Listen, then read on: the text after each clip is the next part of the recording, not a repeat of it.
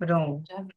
Então, boa tarde, pessoal. Vamos começar nosso estudo hoje, né? Vamos continuar o que foi dito, o que nós iniciamos na semana passada, e vou deixar também aqui registrado que dessa vez a gente tem um encontro de leitura a mais, né? Porque caiu no dia 31, e como sempre no mês que nós tivermos uma convidada, serão dois encontros no mês, então vai sobrecarregar um pouquinho, mas vai dar tudo certo, tá bom? Será que seria possível, Guilherme falando aqui, será que seria possível uma pequena retomada ao que foi comentado no último encontro? Perfeito, Guilherme. Eu pensei a mesma coisa e fico feliz que, que alguém tenha pensado nisso, porque eu voltei, eu li de novo também, sabe? Achei assim bem. Eu li com outros olhos agora, eu acho que a gente podia voltar. Vocês concordam? Só dar né, uma passada por cima, e aí quem quiser comentar. Você teria algum lugar, Guilherme, específico para falar, ou eu posso começar a ler aqui e a gente vai. Eu vou lendo só. Por exemplo, nós começamos assim, na página 201 na semana passada. Não foi isso, né, Camila? A gente começou na página 201. O de alguns exemplares é a página 205. Tá bem, obrigada. Ok. Tá, Guilherme. Tudo bem. E também a gente tem uma gravação, tá? Depois, se você quiser detalhes, você pode. Eu já coloquei lá no grupo.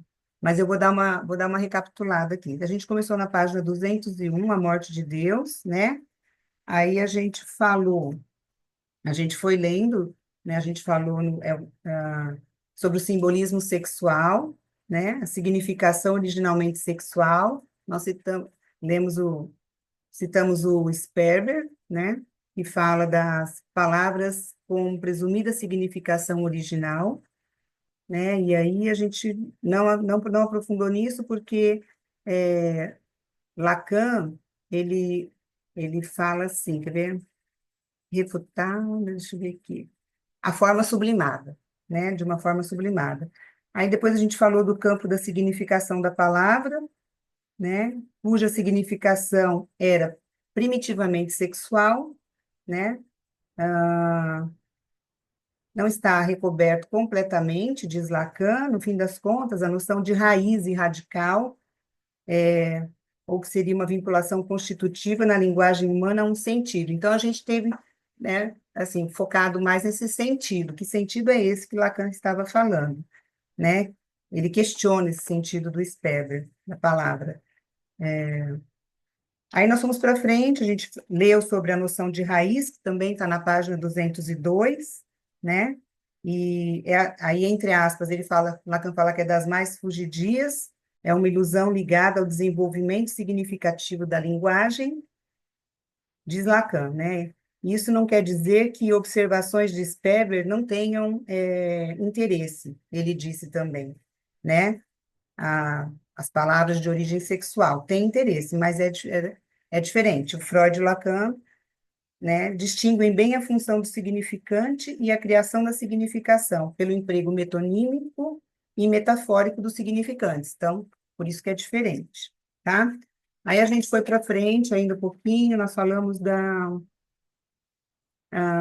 é importante distinguir bem a função do significante e a criação da significação pelo emprego metonímico e metafórico dos significantes, que foi isso que a gente acabou de ler aqui, né? Aí ele fala do problema, e o problema começa aí, né? Porque nessas zonas sexuais, entre aspas, eu vou ler aqui o que estava lá, que eu copiei no meu caderno. Porque nessas zonas sexuais, nas quais a significação sexual progride, feito bola de neve, porque esses rios nas quais habitualmente ela se espalha e um sentido que vocês viram não é indiferente. São especialmente escolhidos para que se ponha em uso a fim de atingi-los. Palavras que foram empregadas da ordem sexual, então ele questiona isso. Aí a gente também conversou um pouco disso, né? E aí a gente chegou no corte, né? E tem um outro ponto lá na página 202, fala porque é justamente a respeito de um ato semifálico de secção, né? De um ato de cortar. mais ou menos amortecido, sufocado, mal feito, que se vai fazer ressurgir a origem da palavra perfuração. Aqui, ele está falando do mal feito, a gente até leu uma nota, né, Camila? Lá na 39, nota de rodapé, sabe? Para falar quando fala da raiz da palavra, né? Raiz e radical, ele fez uma citação sobre um exemplo sobre a raiz lá, se não me engano, né? Foder, uma coisa assim. Por quê, né? E o que significa. Então, tem uma citação na página 39. Se é que eu não me atrapalhei aqui. Ah, é. Porque se vai fazer ressurgir a metáfora, é uma metáfora, né? Foder a respeito de algo fudido. Então, ele fez uma pergunta. Por quê? Por que que a gente retrocede a esse termo, né? Parece que é sexual infantil. E ele deu esse exemplo que eu li. Está na nota 39. Significa mal feito, né? Eu estou fudido, não estou fudido, mas não quer dizer que é nada sexual, como o Sperber estava, né, falando. Acho que é por aí. Se eu tiver errada, gente, ó, por favor, me ajudem. Eu só estou repassando, é, fazendo um resumo do que nós falamos e do que eu li depois, tá?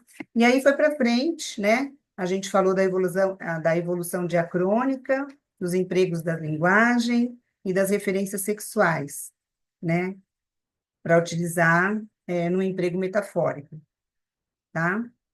Falamos do órgão feminino, sua forma de abertura e vazio, que se encontra no centro de todas as metáforas, e que há uma iância, sempre há uma iância, né? Então, essa iância é aquele conceito que caracteriza algo que não é e nem vai ser. Algo que não é e nem vai ser. Não, não. Algo que não é ser e nem vai ser isso. Eu anotei errado aqui. Alguém lembra disso? Tem que olhar lá de novo.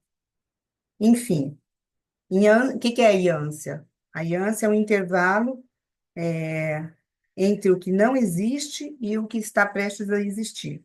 Tá? Então, mais ou menos, resumão rápido aqui. Nós falamos de Numen também, que a Alexandra até falou sobre isso, e acho que a Stephanie também, falando que significa. A gente está falando de deuses, né? E aí, quando a gente terminou de ler essa parte dos deuses, e aqui, Numen, vou voltar um pouquinho. O luminoso, vou voltar lá na palavra numen. A questão é totalmente clara no espírito da articulação de Freud. Isso não quer dizer que não há nada além do monoteísmo. Então, a gente poderia começar a ler, voltando um pouquinho, como o Guilherme falou, a partir desse parágrafo, porque nós iríamos dar continuidade no último parágrafo aqui. A gente ia falar da mensagem monoteísta. Pode ser, gente? Se vocês não quiserem falar na câmera aqui, fala no chat, porque agora que eu vou abrir. Eu nem abri aqui, né? Para saber se tem gente falando.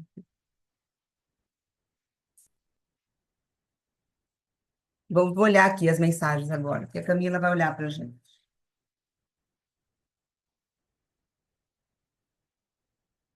Ah, tá. No meu livro, Guilherme, do Numen está na página 207. No meu é 211, na minha versão. Aí eu não sei na sua versão. Tem mais alguém que tem versão diferente para falar que página está? Achou? Tá ótimo. Então, vou começar a leitura lá, nesse parágrafo que eu falei. A questão é totalmente clara. Ah, ótimo. O Mário, né? É o único que a gente falou aí. A questão é totalmente clara, no espírito da articulação de Freud. Isso não quer dizer que não há nada além do monoteísmo. Longe disso. Ele não nos dá uma teoria dos deuses, mas diz suficientemente sobre a atmosfera que se tem o hábito de conotar, como pagã. Conotação tardia vinculada à sua redução na esfera camponesa. Nessa esfera pagã, no tempo em que estava em plena florescência o númen, surge a cada passo, em todos os cantos das estradas, nas grutas, no cruzamento dos caminhos, tece a experiência humana, e podemos ainda nos dar conta de seus vestígios em muitos campos.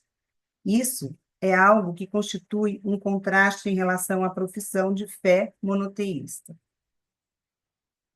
O luminoso surge a cada passo, e, inversamente, cada passo do luminoso deixa um rastro, engendra um memorial.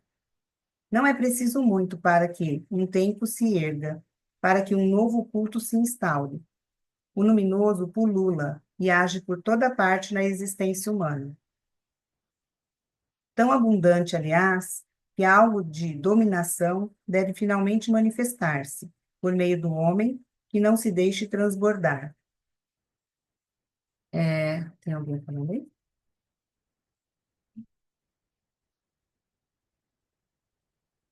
Tá, então, é desse formidável envolvimento e, ao mesmo tempo, de uma degradação que a fábula testemunha. Né? É desse formidável desenvolvimento e, ao mesmo tempo, de uma degradação que a fábula testemunha. As fábulas antigas, tão ricas de um sentido com o qual ainda nos embalamos, têm dificuldade em conceber que elas tenham podido ser compatíveis com o que quer que seja que comporte uma fé nos deuses, visto serem marcadas, sejam elas heróicas ou vulgares, por não sei que desordem, embriaguez, anarquismo, paixões divinas. O riso dos olímpicos na Ilíada ilustra suficientemente esse fato no plano heróico. Haveria muito a dizer sobre esse riso. Na escrita dos filósofos, pelo contrário, temos o avesso desse riso do caráter derisório das aventuras dos deuses. Temos dificuldade em concebê-lo. Oi, Stephanie. Ah, entendi. Ok. Ela já. Frente a isso, temos a mensagem monoteísta. Então, aí a gente vai começar o que seria lido hoje. Como é possível, como ela aflorou à superfície, a maneira pela qual a articula, a maneira pela qual Freud a articula é capital para apreciar o nível em que se situa sua processão.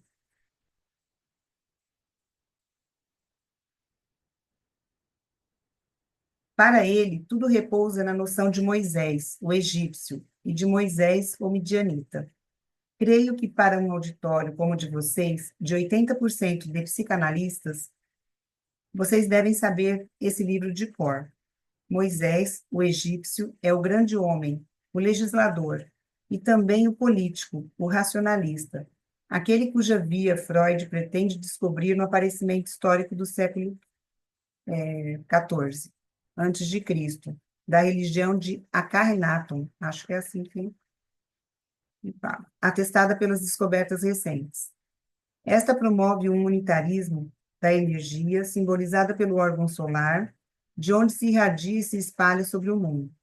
Esse primeiro empreendimento de uma visão racionalista do mundo, suposta nesse unitarismo do real, nessa unidade substancial do mundo, centrada no Sol, fracassou. Tão logo Akhenaton desaparece, o formigamento dos temas religiosos se multiplica, mais no Egito do que em outros lugares. O pandemônio dos deuses controla a situação e o lema, e aniquila essa reforma. Um homem guarda a tocha dessa virada racionalista. É Moisés, o egípcio, que escolhe um pequeno grupo de homens para conduzi-lo através da prova que os tornará dignos de fundar uma comunidade que aceite em sua base esses princípios. Em outros termos, alguém queria fazer o socialismo num só país, com a diferença de que, além do mais, não havia país, mas um punhado de homens para fazê-lo. Essa é a concepção freudiana do que é o verdadeiro Moisés, o grande homem, do qual se trata de saber como sua mensagem nos é transmitida, ainda. Esquecido ainda. Alguém quer falar alguma coisa? Está tranquilo? Pode continuar. Dirão vocês, esse Moisés, contudo, era mágico, nem que seja um pouco, senão como é que ele operava para fazer fervilhar grilos e rãs?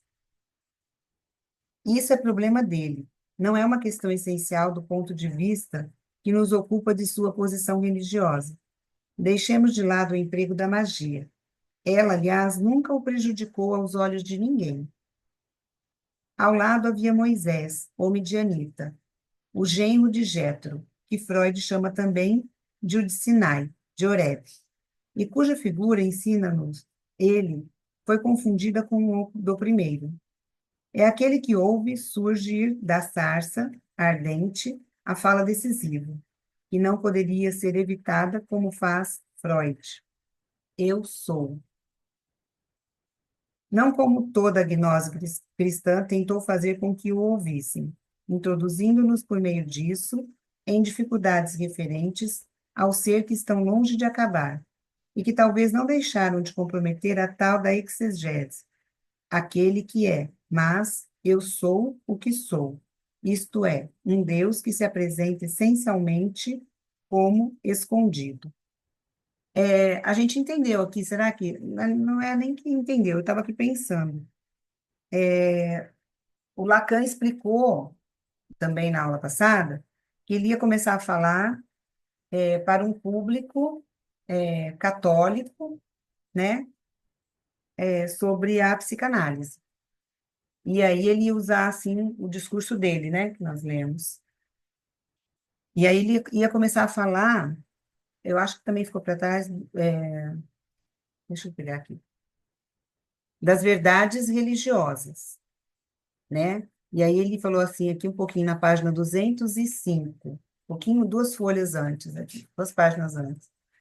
Ele falou assim, vamos esperar vocês acharem. Porque aqui a gente está vendo ele falar do Moisés, né? E por que que ele está falando, então? Todo mundo está acompanhando aqui, a gente sabe, porque lá atrás eu não tinha, a gente está falando dessas verdades religiosas, né? O que vocês têm para falar? Assim? Continuo lendo? O que que vocês acham?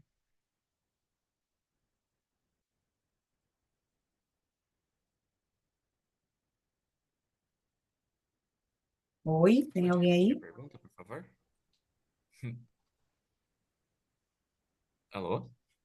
Oi, oi, Guilherme. Você pode repetir a pergunta que você fez, a última parte? Então, aqui a gente está falando assim, eu li por que que o Lacan, né, está falando do Moisés, e aqui, né, e ele coloca, eu sou o que sou, isto é, um Deus que se apresenta essencialmente como escondido.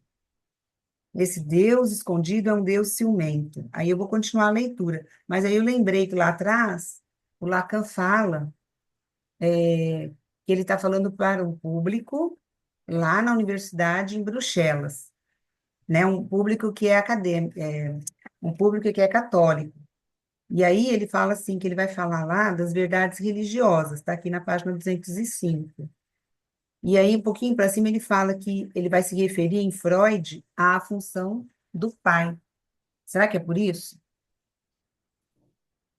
Eu acho que porque a questão da experiência religiosa diz diretamente pelo processo de subjetivação que a gente passou por uma boa época, né, da nossa experiência humana. Então, acho que, querendo ou não, ele tem que estar valorizando essa parte para tentar entender um pouquinho quais são as perspectivas que ainda jorra hoje em dia, né? Que ele falou que você ainda esqueceu de falar que ainda influencia, né? Ali em cima que você estava lendo. Aham, Acho que é sobre isso, né? Sobre entender o que é desse pensamento cristão e qual que é a perspectiva. Acho que sair dentro dessa perspectiva psicanalítica, né, que Freud coloca já meio que assentado, vamos dizer assim, porque ele fala da perspectiva dele, né? Da isso, perspectiva ateu dele, toda essa questão. Então, acho que Lacan tenta meio que colocar esse discurso dentro do meio religioso. Vamos dizer assim, ele isso mesmo. tenta ir diretamente à essência, tentar, né? Não tem, mas ir diretamente ao que o discurso fala e não necessariamente qual a perspectiva de Freud sobre isso. Sim. Então eu acho que a gente pode continuar lendo tranquilo nesse sentido, né? Porque a gente está procurando um sentido para o que a gente está lendo aqui, né? Então, Gislene, oi. licença. Eu penso que o parágrafo anterior, ali onde ele fala, vocês me ouviram um dia engrenar diretamente num trecho da Epístola de São Paulo. E aí ele vai falar é, da substituição do termo da coisa pelo que o texto se chama de pecado. Isso, eu estava Chega- pensando nisso. Tá Chegava-se a uma falando. formulação muito precisa do que eu lhes queria então dizer referente ao nó da lei com o desejo. Isso mesmo. Eu Onde que penso está? que ele Qual vai que é a desenvolver a página, partir gente? disso. Eu penso que ele vai desenvolver a partir disso. Exatamente. É o que não enxerga, a subjetividade que o Guilherme falou, né? O É isso nó aí, ali entre a lei e o desejo, né? entre a lei e o desejo. Isso aí. Eu também li essa parte, me chamou a atenção. É, coisa e o pecado, né? Ele substituiu, para não falar Isso, coisa, né? isso. Aham. Achei bem interessante também. Ah, legal, gente. Mais alguém quer E no contribuir? parágrafo de baixo, ele faz uma outra dualidade. Ele coloca do conflito entre a liberdade e a graça. A liberdade é graça. Então, penso que seja aí entre a coisa e a lei, a coisa e o desejo, o pecado. Então, estamos no caminho certo, estamos no sentido certo, né? Vamos, se tem certo e Ou errado. todos no caminho errado. Vamos, então vamos continuar a leitura aqui, mas eu acho que é isso aqui mesmo. Só que eu fui lá para frente agora, perdi aqui, achei. Então, vamos continuar na 208 da minha edição. Vou ler o que eu acabei de falar aqui, que eu acabei de ler, né? Eu sou o que sou. Isto é um Deus que se apresenta essencialmente como escondido, né? Esse Deus escondido é um Deus ciumento. Parece muito difícil dissociá-lo daquele que, na mesma roda de fogo que o torna inacessível, faz, diz-nos a tradição bíblica, com que os famosos 10 mandamentos sejam ouvidos. Aí, Deise, né? A lei. Pelo povo reunido em sua volta sem poder transpor um certo limite. A partir do momento em que esses mandamentos se revelam para nós a toda prova, quero dizer, aplicando-os ou não, ainda os ouvimos. Eles podem revelar-se em seu caráter indestrutível, serem as próprias leis da fala, como tentei demonstrar-lhes. Moisés, o midianita, parece nos colocar um problema que lhe é próprio. Gostaria de saber diante de que encontrava-se ele no Sinai e em Horeb. Mas, enfim, por não ter podido sustentar o esplendor da face daquele que disse, eu sou o que sou, contentar-nos contentar-nos-emos em dizer, do ponto em que estamos, que a sarça ardente era a coisa de Moisés, e em deixá-la lá onde está. O que quer que seja, resta a suputar as consequências que essa revelação teve. O que é suputar? Alguém sabe? Eu não olhei. Suputar mesmo? Mas a gente pode ver, né? Quando voltar numa outra leitura. Vamos pesquisar. Porque viu o problema, porque viu o problema é resolvido, não, porque viu o problema é resolvido por Freud, ele considera que Moisés, o egípcio, foi assassinado por seu populacho, menos dócil que os nossos com respeito ao socialismo de um só país. E essas pessoas consagraram-se em seguida a sabe Deus que práticas paralisantes, à medida que perturbavam inúmeros vizinhos, pois não esqueçamos o que é efetivamente a história dos judeus. Basta ler um pouco esses livros antigos para se dar conta de que, em matéria de colonialismo imperativo, eles eram peritos em Canaã. Ocorre-lhes mesmo de incitarem mansamente as populações vizinhas a se deixarem circuncidar e depois, aproveitando-se da paralisia que lhes permanece algum tempo, após essa operação entre as pernas, exterminá-los como se deve. Isto não é para criticar um período da religião já terminado. Dito isto, Freud não duvida de um só instante de que o maior interesse da história judaica seja o de ser o veículo da mensagem de um Deus único. Ai, Alexandra, obrigada. Avaliar, então deixa eu voltar lá, peraí.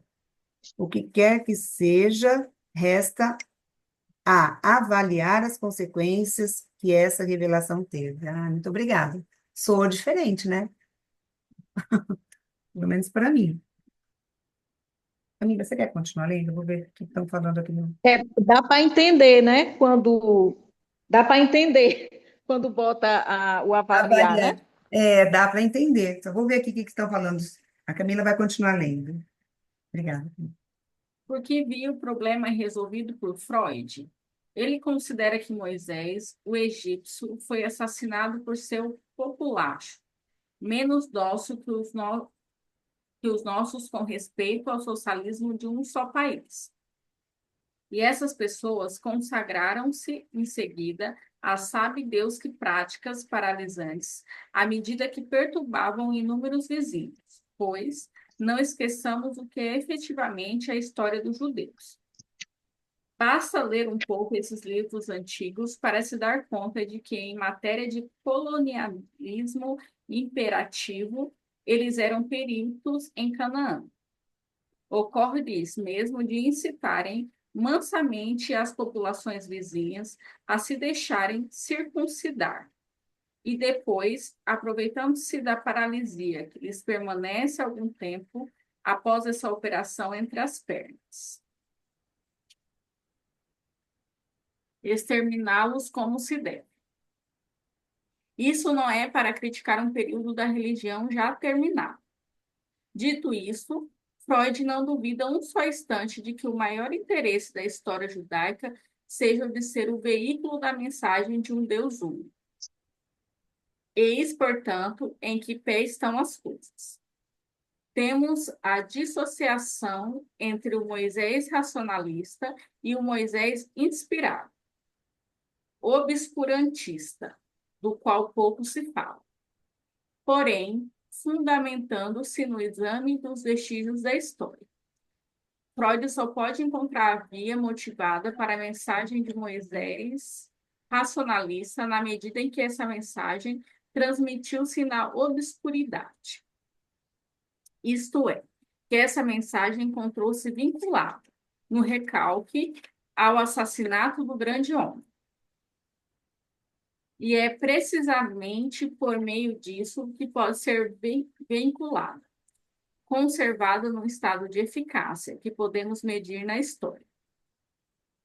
É tão perto da tradição cristã que é impressionante. É na medida em que o assassinato primordial do grande homem vem emergir num segundo assassinato, o do Cristo, que de alguma forma o traduz e o traz à luz, que a mensagem monoteísta se termina. É na medida em que a maldição secreta do assassinato do grande homem, cujo poder advém unicamente do fato de ressoar sobre o fundo do assassinato inaugural da humanidade, o do pai primitivo. É na medida em que este, enfim, vem à luz que se efetiva, o que cabe bem chamar, pois está no texto de Freud, de redenção cristã. Uhum. Apenas essa tradição prossegue até seu término, a obra de revelar o que está em questão no Já. primitivo da lei. Oi, alguém quer falar, Deise? Desculpa, eu não fechei o microfone. Ah, tudo bem. Apenas essa tradição prossegue até seu término a obra de revelar o que está em questão no crime primitivo da lei primordial. Como não constatar, depois disso, a originalidade da posição freudiana com respeito a tudo que existe em matéria de história das religiões? A história das religiões consiste essencialmente em destacar o denominador comum da religiosidade. Fabricamos uma dimensão do lado religioso do homem, no qual somos obrigados a fazer entrar religiões tão diferentes quanto uma religião de Bornéu, a religião confuciana, taoísta, a religião cristã. Isso não é feito sem dificuldades.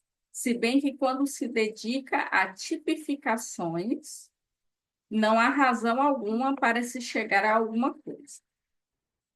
E aí chega-se a uma tipificação do imaginário, que se opõe ao que distingue a origem da tradição monoteísta, e que é integrado aos mandamentos primordiais na medida em que são as leis da fala. Não farás imagem talhada de mim, mas, para não correr o risco de fazer, não farás imagem alguma.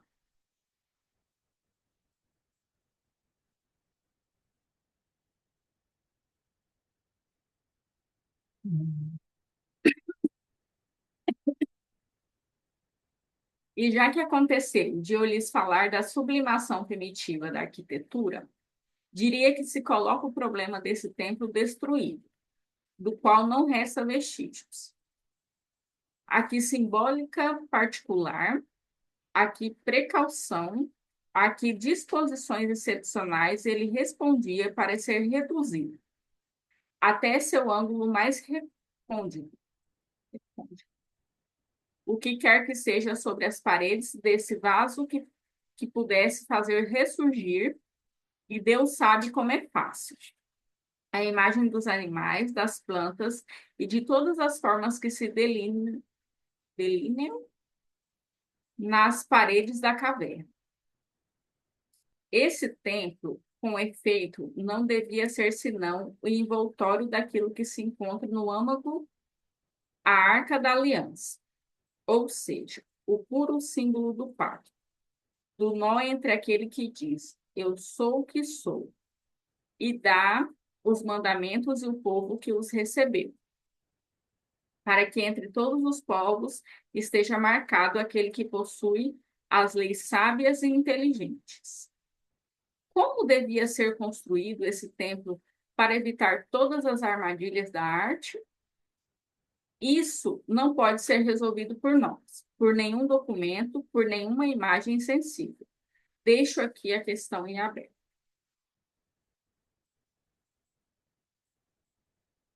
E aí, alguém quer fazer algum comentário? Acho que eu tenho duas perguntas.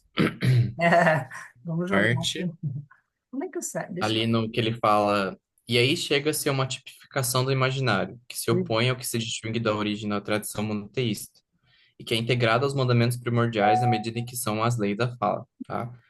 Não farás imagens talhadas de mim, mas para não correr o risco de fazer, não farás imagem nenhuma, alguma. Eu não entendi muito bem É, essa parte, assim, da questão da tipificação do imaginário, porque eu sou bem cru ainda na questão da simbolização da fala lacaniana mesmo, dos significados. mas todos nós, Giovanni, todos nós, a gente está tentando aqui entender também. Não sei se tem alguma coisa a ver lá atrás, com que ele, né? Ele estava falando da... Porque tinha, essa religião é monoteísta, né? Uhum. E tem as outras que são, faziam imagens, né? Na história. Ele está falando da história das religiões, né?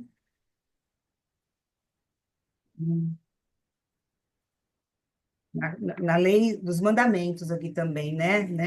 Alexandra, tem alguma coisa que leu? Você disse que ia ler o mal-estar na civilização, estou com mal-estar agora nessa pergunta do Guilherme. O seu som tá, você está sem Não som. tá Você está aberto o falando, mas não está microfone. saindo som. Pode falar. E Desculpa, agora liguei, foi a sim. câmera. Agora sim. Não, é porque, na verdade, o que eu comecei a ler foi Moisés e o monoteísmo, porque ele está tratando aqui da questão do monoteísmo, né? Mas, quando você fala, e quando ele fala que, né, a questão do imaginário, né?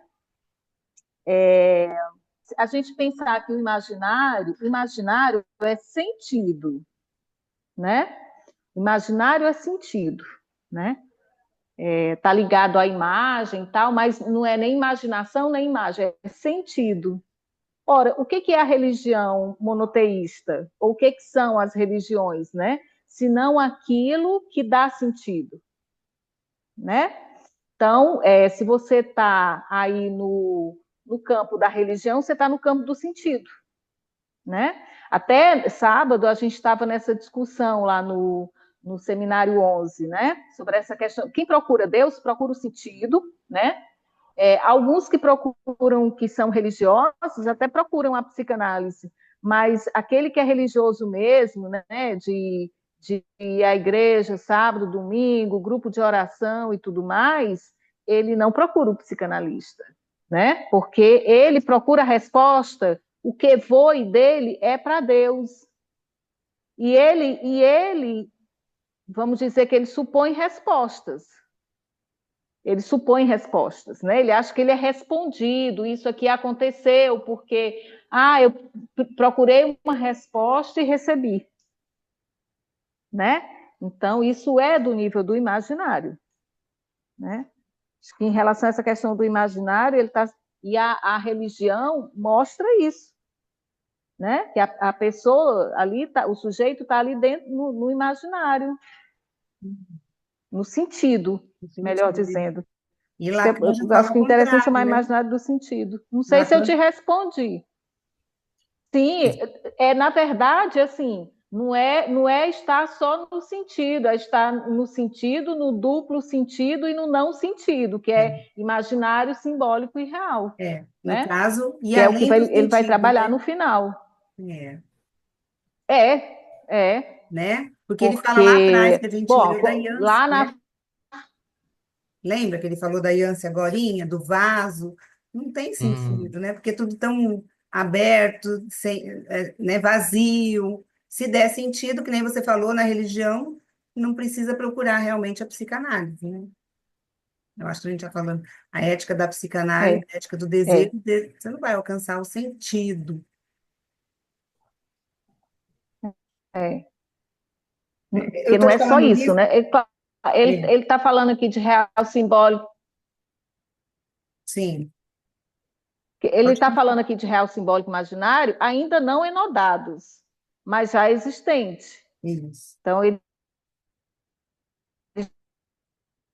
já fala de real simbólico imaginário desde o seminário 1, mas não enodado, Ele fala desde o seminário 1, né? Ele já fala né? de real simbólico imaginário, desde 1953, né? Mas não no dado. É, né?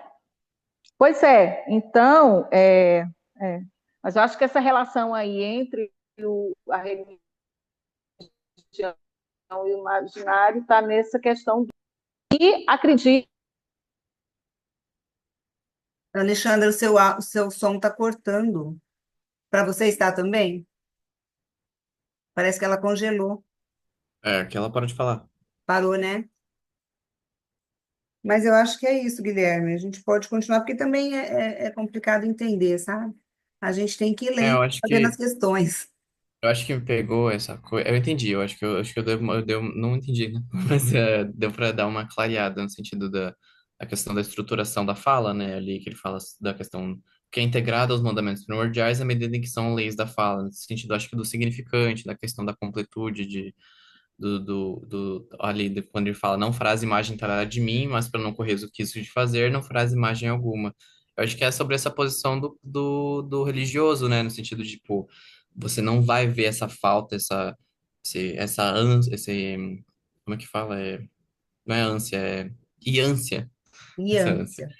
Essa Isso. iância da questão da imagem de Deus. Então, se você não vai fazer uma imagem italiana, você não vai fazer imagem nenhuma. Então, fica para suas próprias significação. Então, você vai significar ele de maneira já total, eu acho, nesse sentido.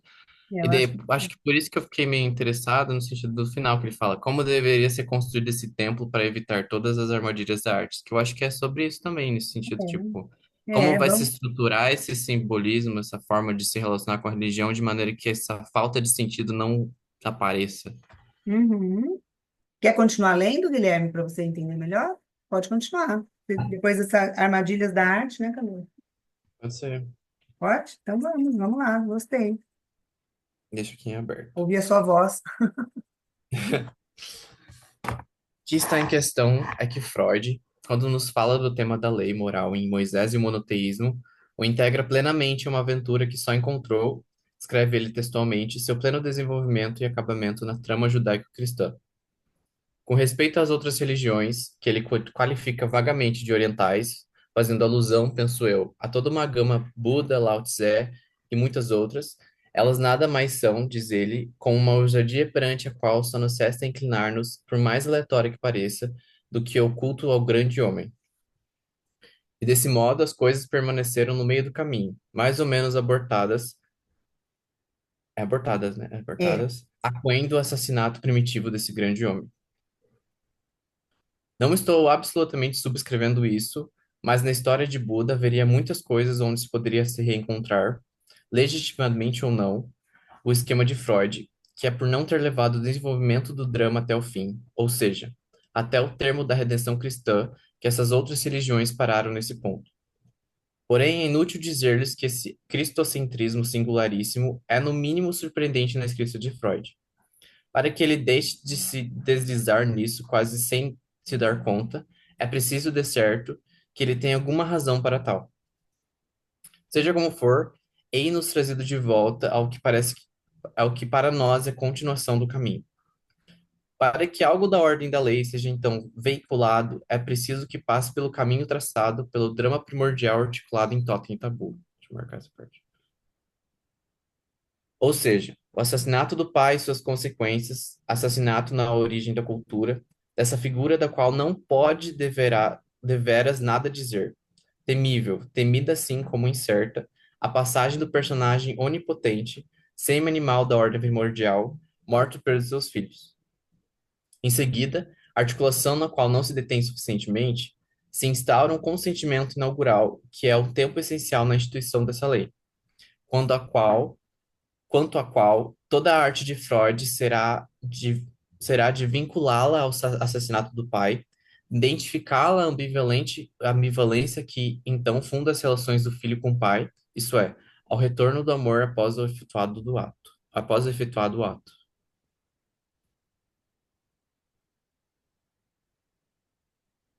Esse ato constituía todo o mistério. Ele é feito para nos velar isto, que não apenas o assassinato do pai não abre a via para o gozo que sua presença era suposta interditar, mas ele reforça sua interdição. Deixa eu marcar aqui. Tudo está aí e é justamente isso, tanto no fato quanto na explicação, a falha. O obstáculo, sendo exterminado sob a forma do assassinato, nem por isso o gozo deixa de permanecer interditado, e ainda mais, essa interdição é reforçada. Essa falha interditiva é, portanto, sustentada, articulada, tornada sensível pelo mito, mas é ao mesmo tempo, profundamente camuflada por ele. É justamente por isso que o importante de Totem Tabu é dele ser um mito, e, como se disse, talvez o único mito de que a época moderna tenha sido capaz. E foi Freud quem o inventou. O importante é ater-nos ao que a falha comporta. Tudo que a transpõe constitui objeto de uma dívida do grande livro da dívida. Não entendi essa parte. Todo exercício de gozo comporta algo que se inscreve no livro da dívida na lei. E muito mais ainda, é preciso que algo dessa regulação seja, ou bem paradoxo, ou bem lugar de algum desregramento, pois o ultrapassamento da falha no sentido. Pera, pois o ultrapassamento da falha no outro sentido não é equivalente. Acho que essa parte a gente pode parar e dar uma lida, porque ficou bem denso. Ei, Guilherme, ficou baixinho o final, não entendi. Acho que essa parte a gente pode dar uma parada, porque ficou bem denso para mim. Ficou denso, né? São muitas, tem muita coisa. Mas assim, o que que te tocou? Você leu lá atrás do retorno do amor após efetuado o ato. Até aqui deu tudo bem, estava tudo bem. Esse ato constituía todo o mistério. Ele é feito para nos velar isso, que não apenas o acesso do Pai não abre a via para o gozo, que sua presença era suposta interditar, mas ele reforça a sua interdição. É a questão da ambivalência que ele está falando aqui, pelo que eu entendo. No sentido Questão da ambivalência. Aham. No sentido do, É porque ele fala do... aqui também do paradoxo, né?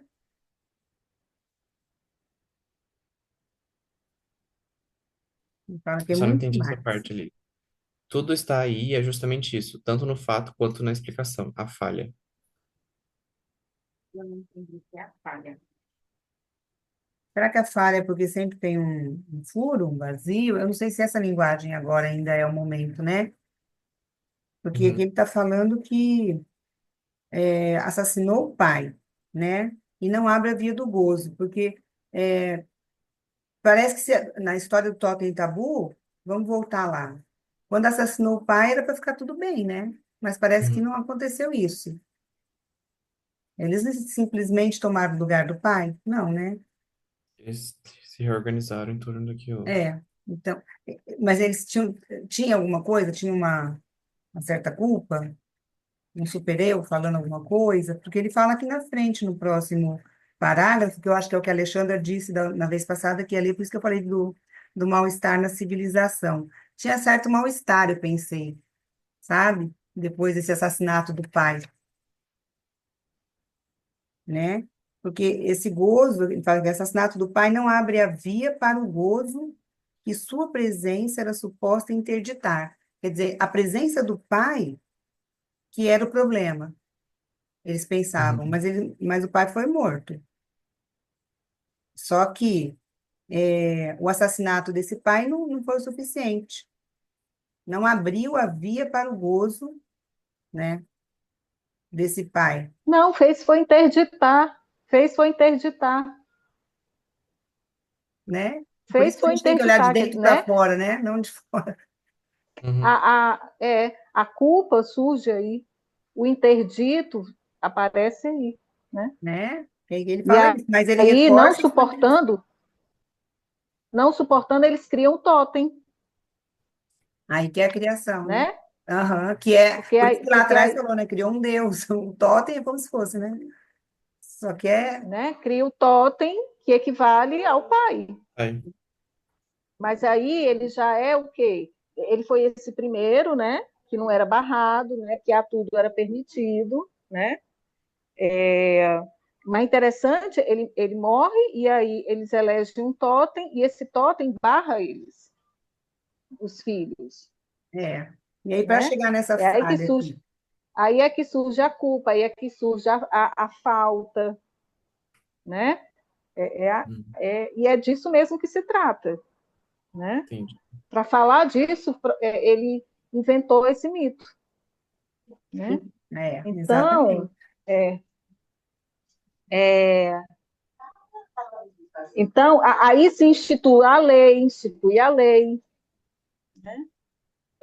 e aí é aí que ele barra o gozo. Aí o gozo fica barrado, É. Por isso né? que eu acho que Nessa quando. interdição. Exatamente. Aí a Camila perguntou aqui sobre a falha, né? E é justamente isso, tanto no fato quanto na explicação. A falha. E lendo mais para frente um pouquinho, ele fala assim, ó. A falha, o obstáculo sendo exterminado sob a forma do assassinato. Nem por isso o gozo deixa de permanecer interditado. Ele repete. Você viu o que que é? Então dá para entender que ele está explicando, né? Ó, Então, repete. assim, de Ó. um gozo que era todo antes, agora ele é interditado. Ele existe? Existe, porque existe o gozo fálico, né? O que é o gozo fálico? É aquilo que é permitido a gente, né? É, mas não esse gozo todo. Lá ele vai dizer no outro parágrafo, Freud escreve o mal-estar na civilização para dizer-nos que tudo que passa do gozo à interdição vai no sentido de um reforço sempre crescente de interdição. Então, quando eles matam o pai, essa interdição passa a existir e ser reforçada pelo totem, inclusive. Pelo totem. E aí, o que que é o totem? É um mito, que esse parágrafo antes, lá em cima. Essa falha interditiva é, portanto, sustentada, articulada, tornada sensível. Lá em cima, primeiro parágrafo. Pelo mito, mas é, ao mesmo tempo, profundamente camuflada por ele. É justamente por isso que o importante de Totem e Tabu é de ele ser um mito.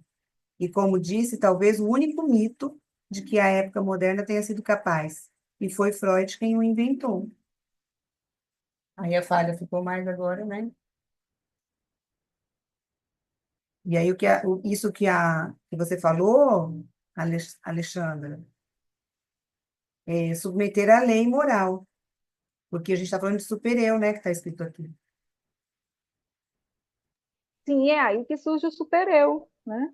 Supereu, a culpa, né? Vem daí. E que, Bacana. que Ah, talvez ele quer representar com tudo que transpõe a falha constitui objeto de uma dívida no grande livro da dívida. livro da dívida. E a falha Nesse sentido concorda. da culpa, será? Pois é, eu acho que a Dívida gente nesse sentido podia. de culpa, É, sim. e eu acho que Eu a gente entendo podia ler, assim. sabe, mais um pouquinho de Totem e Tabu, todos aqui já, para sentir isso, né? A gente está falando de sentido, sentir.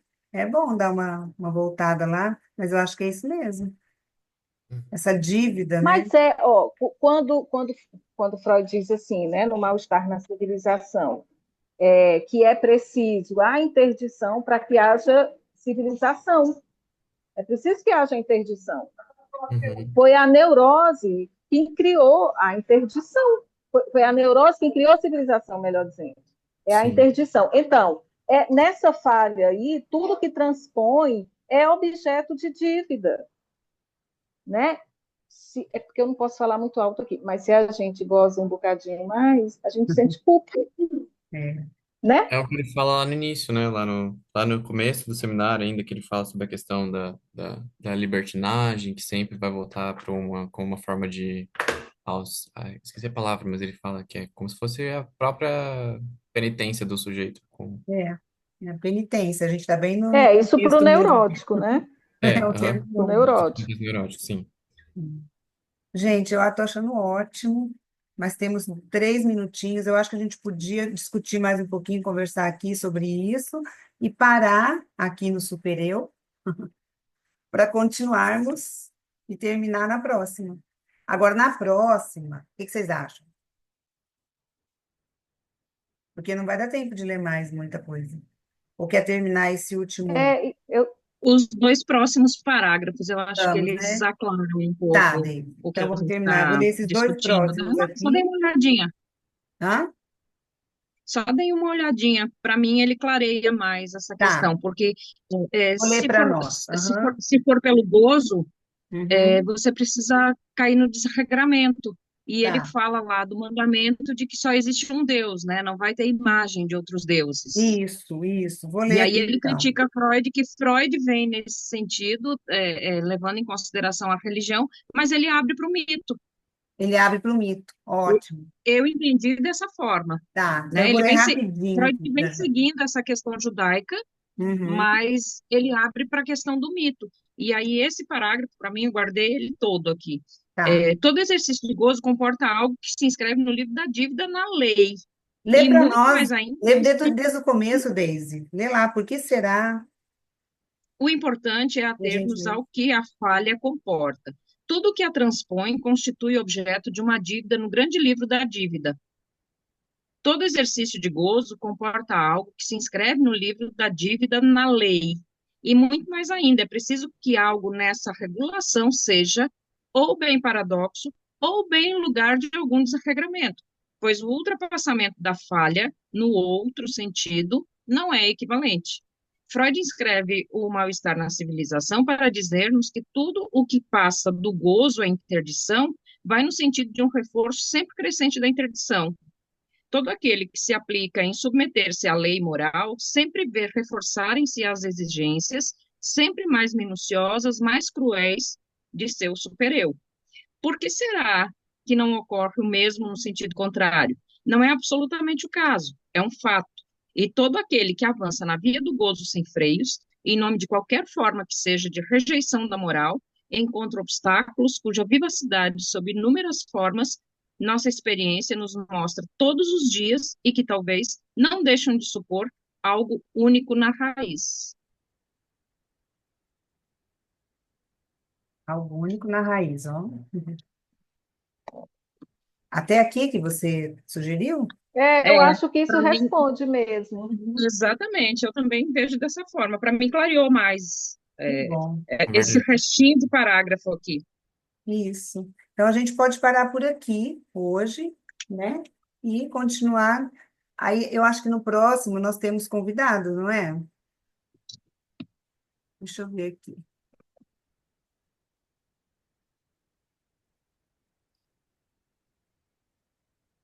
Olha aí. Vai ser dia 7 de abril. Ah, não. Ainda tem mais uma leitura. A Giovana, dia 28, né? Então, nós temos mais uma leitura. Aí vai dar tempo de terminar essa parte e entrar no amor ao próximo. Para quem quiser ir lendo. Alexandra, Então, você falou que ia segunda, ler. então, Oi? na segunda próxima, então, tem leitura, né? Pois é, né? Nós ficamos bem. Olha, dia 7. Qual é a data, então? É na segunda próxima ou na outra? Dia 7. Que dia que é dia 7 Cadê meu É, calendário? na outra Segunda-feira. segunda. Nós estamos no 31. É, Então, segunda-feira. gente, ó, esse mês realmente foi puxado, mas é bom, porque esse momento aqui dá para a gente ler linha a linha com mais calma. Todos podem participar no dia 7. Eu posso. Nosso calendário é 7, então ótimo. Hoje eu cheguei atrasada porque eu me atrasei para tudo hoje. Quando você atrasa o primeiro, aí atrasa todos os. Gente, eu sei, é Né? correria, né? Mas Eu estava em outra minha internet cidade, hoje você está acredita, péssima Alexandra? também. Em outra Ah, e cidade, era? estava no aniversário dos meus bebês, filhos da minha filha, dois Hum, bebezinhos, e eu falei, hum, vamos embora, que hum. amanhã tem leitura. Eu preciso ir para Ah, casa. E viemos ontem à noite, e tinha acidente na estrada, uma loucura, mas deu tudo nossa, certo. ótimo, ótimo. É. Então tá. Então tá bom. Então, até segunda. Até segunda. Obrigada a todos. Um abraço. Tchau, tchau. Até, obrigado. Tchau, Obrigada Tchau, a tchau. tchau. todos.